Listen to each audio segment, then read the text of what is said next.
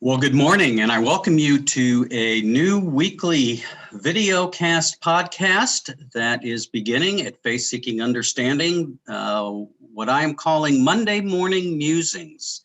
And I will join you each Monday in the morning to muse on current events and religious and theological thoughts that I have. And plan to do this, try to go about 30 minutes or so. We'll see. Maybe some weeks I have more to say than others, but I'm hoping that we're going to, that this will be fruitful and helpful as we all begin our week together.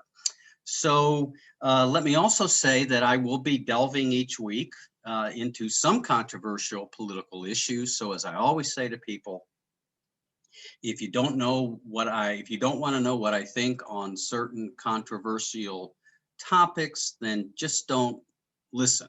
Okay. And I don't mean that in a terrible way, but if you just don't want to know, then you don't have to listen. And I promise not to be offended. And in fact, if you want to respond and engage in a conversation by email over something I say, please feel free to message me. Leave a email, a message at the podcast or on the video cast. Send me an email, and I'll be glad to correspond with you on certain topics and certain issues. All right, so let's begin with the first topic, and the first topic I want to deal with this week is something that's been in the news lately: is immigration. We certainly had a crackdown on immigration during the Trump administration. Since President Biden has been in office, there is a wave of people coming to this country at the southern border with Mexico in order to seek asylum. By the way, we did have a couple of those waves. We've had those waves before, so we need to understand that there was one big wave when President Trump was in office. So, but however, we probably do have, I would say, some people coming because perhaps they're feeling that we will loosen up our immigration now that that Joe Biden is president. So what I want to say in reference to immigration is, first of all, I want to clarify, as someone who basically has a more, you could say, liberal view of immigration, I would use the word more generous view, because I think immigrants make this country better, as has been proven throughout its history. And I think most immigrants are coming for reasons that you and I should be able to understand, wanting a better life for their family or wanting to get their children away from violence and all kinds of terrible things that are going on.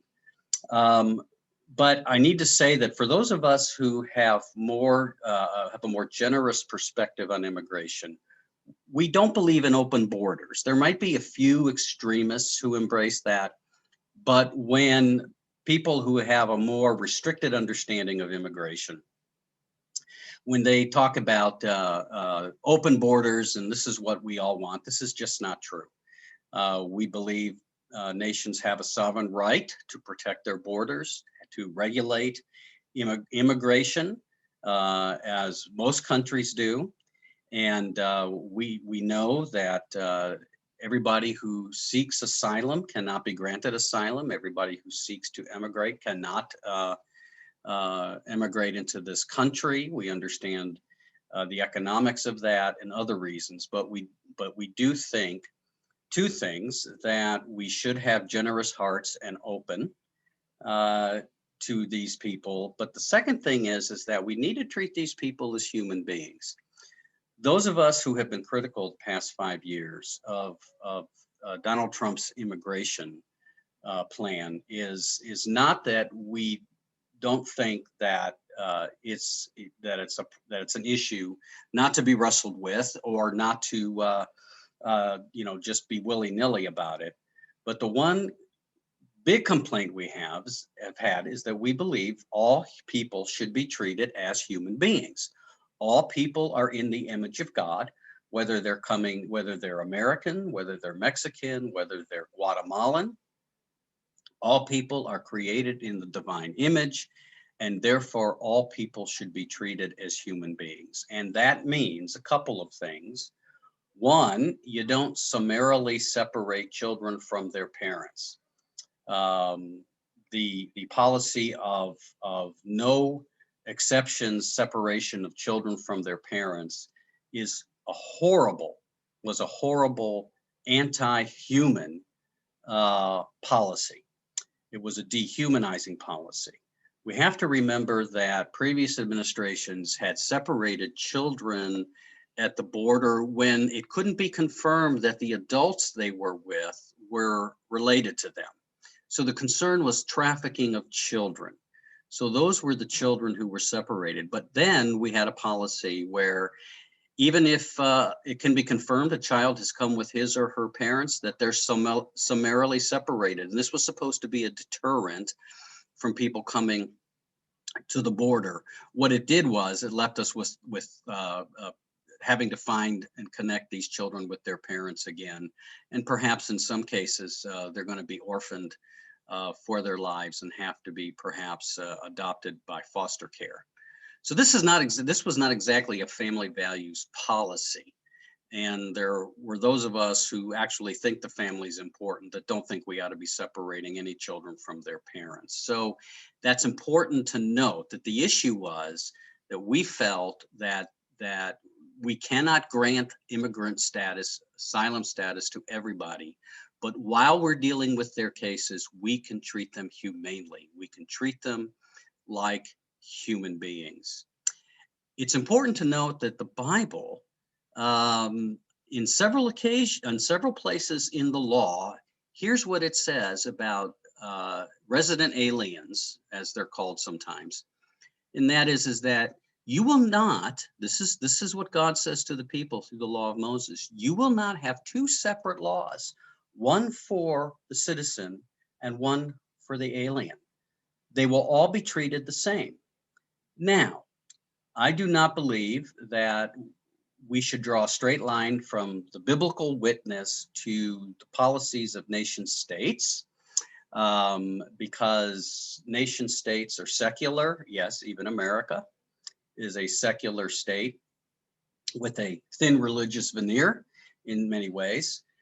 So I don't think that we can draw a straight line. But as a Christian, I'm informed by the biblical witness, and the biblical witness says that these people are to be treated as those who are beloved by God, just like I am and just like you are.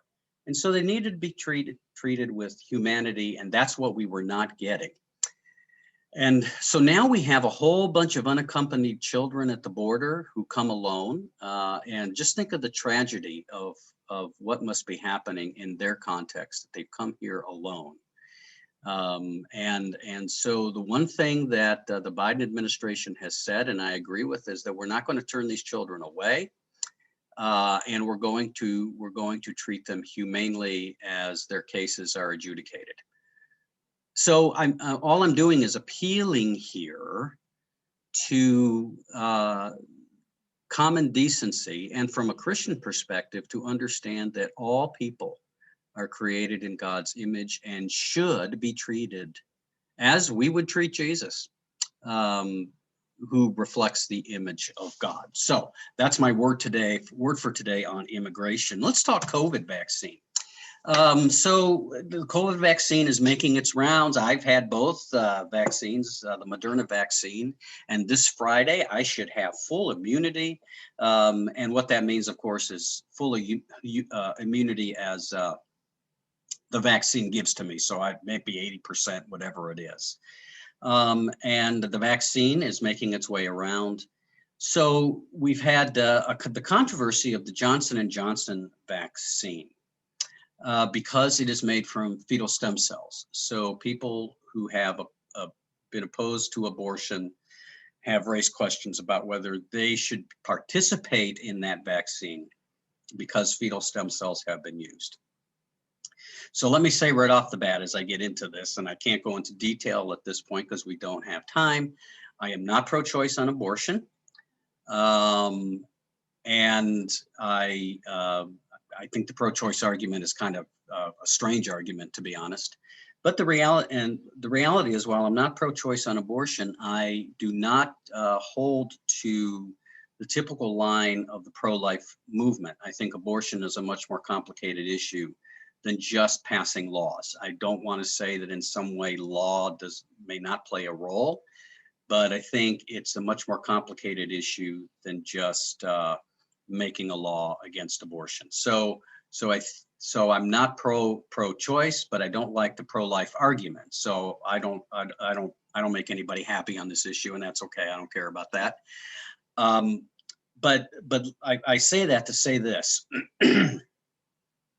One of the things that we all have to grapple with at one time or another, and I'm speaking here to those of you who are consider yourself pro-life and are concerned about the Johnson & Johnson vaccine. The thing that needs to be said is that we all have to wrestle with our participation in goods that may have been developed or received from perceived evils. One example, we all have cell phones. I've got my cell phone right here. How many of you know that some of the precious metal that is in every cell phone is mined from slave labor, from child slave labor? We need to do something about that. Hopefully the world and global community is putting pressure on these places where this is happening. But until that happens, should you forego the use of a cell phone? Okay, are you willing to do that? Some of the very cheap goods that we buy are the result of oppressive labor tactics, of workers being exploited, being paid very little, working long hours. So should we make a list of those things where we know this is happening and refuse to buy them? Now, we can. I'm not opposed to boycotts. But I think if we do a study of this, we will find that you and I on a daily basis benefit from goods and products and things that were obtained less than morally. All right. So that brings us to the Johnson & Johnson vaccine. First thing to note is that the fetal stem cells that were used from lines, stem cell lines from fetuses that were taken many years ago, decades ago, in fact. Some of you may remember that when George Bush was president early in his presidency, he rejected government funding for fetal stem cell research. But what he said in his speech that night was that the lines that were already there, they're already there. There's nothing that can be done about it. They're already there. Those lines can be used not only for research, but can receive government funding. So there's a very complex moral principle at work here. And that is that if you perceive that these fetal lines were gotten immorally through abortion, do you draw a straight line and say, therefore, we can't participate? Should I, as someone who didn't like the Iraq War, thought it was a pretty bad idea, and I think currently what's going on there proves me right. But the reality is, because of those Gulf Wars, we have really made strides in treating head injuries, because sadly, we've had a lot of our soldiers who have had trauma and head injuries, IED explosions and things like that. So we've really learned how to treat and offer therapy for head injuries. If I have a head injury, because I was opposed to the war in Iraq, should I deny myself treatment because these technologies were developed because of a war that I thought personally was immoral? So it's more complicated than just saying we can't do this. By the way, I will note the Vatican has come out and said, and let me say this, I really love Catholic moral theology. I don't always agree with it, but I love it because it is rigorous. That when the Catholic Church takes a position on something, they've offered a lot of thought into it. And so one of the things I've always loved are well-crafted arguments, even if I don't always agree with the conclusion. So what we have here is the Catholic Church has said about the Johnson & Johnson vaccine, first, if you are a Catholic, if you have an option other than Johnson & Johnson, if you have Moderna or Pfizer, you should get that instead. Okay. However, if you're in a situation where the Johnson & Johnson vaccine is the only option, then it's okay to get it. And why is that? Because there's also other goods going on here, not just saving children from abortion, but there's other goods happening. And those goods are, first, as Christians, we have an obligation to take care of ourselves. At the heart of our theology is that we don't belong to ourselves, we belong to God. Now, I know there's that Western liberal individualism that says my body belongs to me and I can do whatever I want with it. Well, that's fine. That's not biblical. As Paul says, our bodies don't belong to us. We were bought with a price. And so we are to glorify God in our bodies. And so because we have an obligation to take care of ourselves, we should get the vaccine. And if we don't get the vaccine, the Vatican says, then you have an obligation to do the social distancing and the masks and all of that. So they haven't said it's required. So there are goods that come out of this. And then the other point that they make is that getting the vaccine is good for the community. We have responsibilities to the community. And so the more of us who get the vaccine, the better off the community is going to be. So notice their position. Their position is not just a flat, you can't get it. Their position is, okay, you should get it, you can get it if there's no other options, and you also need to be responsible not only for yourself, but for others. So I think that is a helpful distinction in reference to how we deal with these controversial issues that disturb us, whatever those issues may be. We do all participate. I mean, I don't know how else to say this. In some ways, we do participate economically so often in some of the evils in our culture. And we should call it out. And maybe at times through conscience, we can say, I can't buy that. I can't participate in that because of that. But the reality is, this is a pervasive problem. It's always been this way, and it's always going to be that way. So let's just exercise let's be judicious in reference to the decisions we make on this. All right, so let's go from immigration and COVID vaccines to UFOs, unidentified flying objects, or UAP as it's now called, unidentified aerial phenomenon. So by June 1st, the Pentagon has to release a report on what it knows about UAP. We had a few years ago, as you recall, leaked videos, and then the Pentagon ultimately released videos of encounters that Navy pilots had with these unidentified craft, not only on radar and other seeking and targeting technology, but also visual spottings that pilots had seen. Craft doing strange things or objects doing strange things that violate the law of physics, incredible speeds, coming out of water, diving into water, moving all over the place, going off in speeds that no human being, if they were in that craft, could survive. And so it really caught attention because the government was starting to say, yeah, we know these things are out there. We're not sure what they were. Now, is this another country who has leapfrogged us ahead of the technology? Could be, I suppose.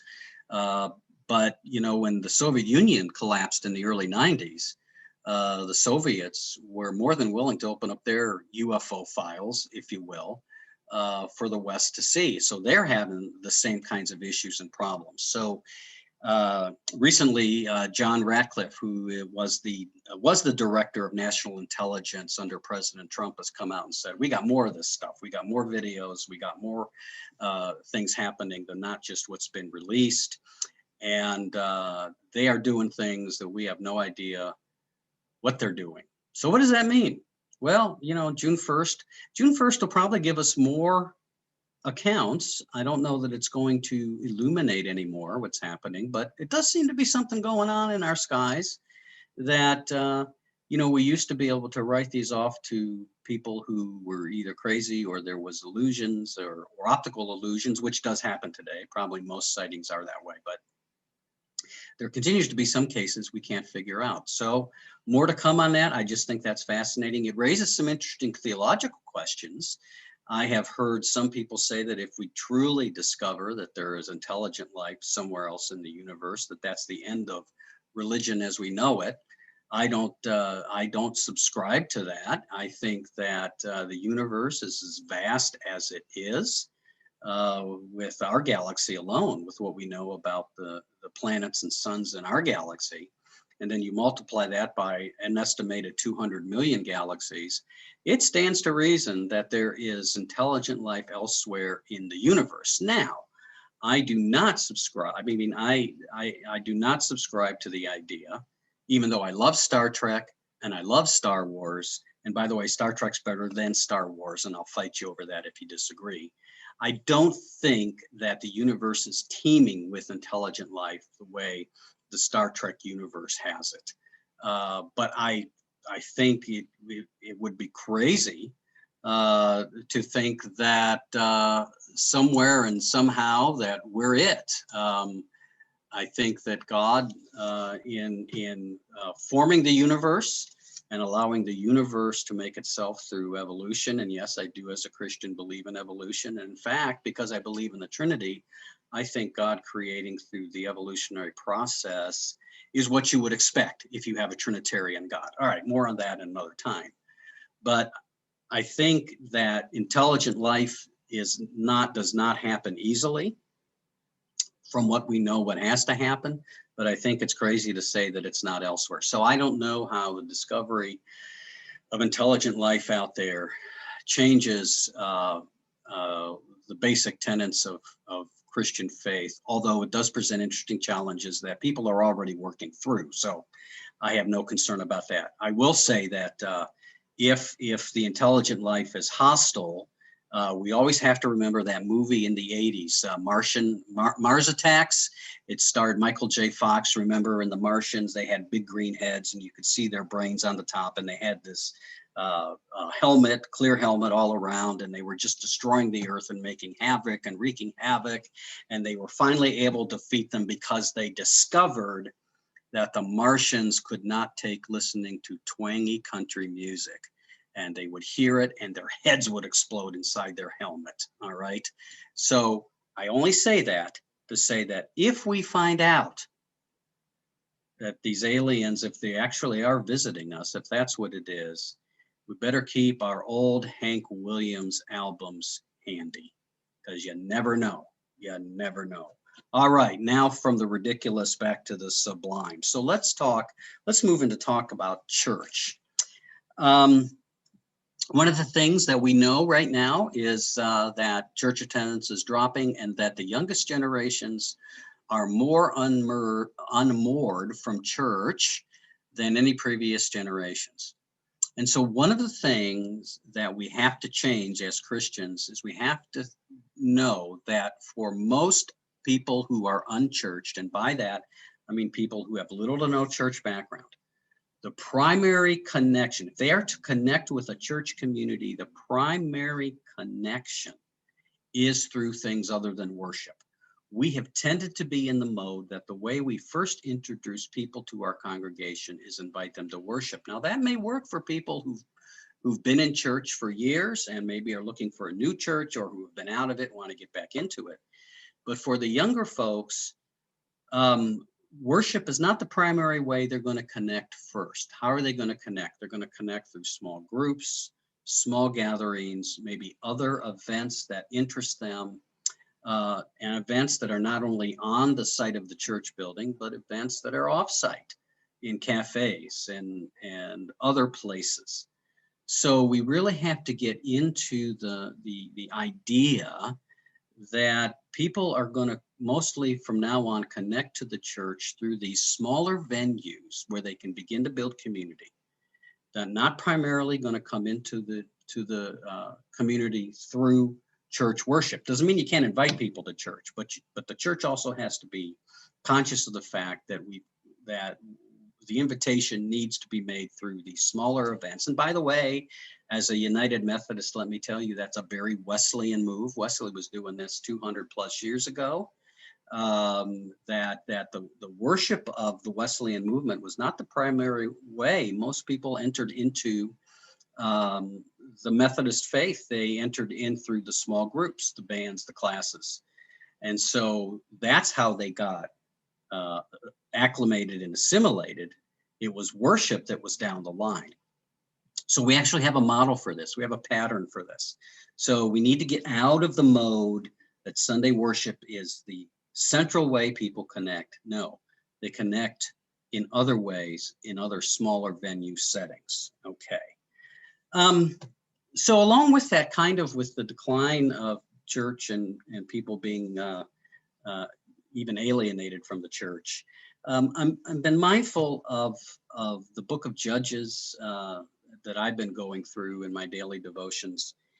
Is when Joshua enters into the promised land, God tells him through him to the people, when you enter into the land and there's plenty and things are going well, do not forget the Lord your God.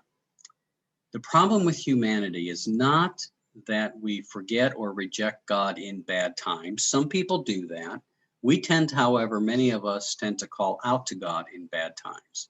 The problem is not when times are bad. The problem is when times are good, in times of prosperity, where things are going well, we got disposable income, we have disposable income to do things, to do more things. The problem that the Bible tells us is that our problem with our faith being just routine and not really important to us, go to church at Christmas and Easter, that tends to happen when things are going well. Church history has proven that the church is at its most vital when it's not in a situation of prosperity, when it's not in a situation of good times. Now, that doesn't mean we want bad times, but it just means that in times of prosperity and in times of plenty, that's when we have the challenge of remaining vital and faithful and focused on Christ as our singular love. It's in times of vitality when we tend to become lukewarm. So that's something that we have to remember. So I think that's about it for my Monday morning musings. I don't know how this went off. You can let me know in a message, either give me a thumbs up or a thumbs down. I'm glad to hear what you have to say, but I plan to come back Monday with some more things that are on my mind. And I hope as we end that in this week, that you will remember God, that you will offer your prayers and attend, attend to the disciplines of the week of devotions and prayer and service.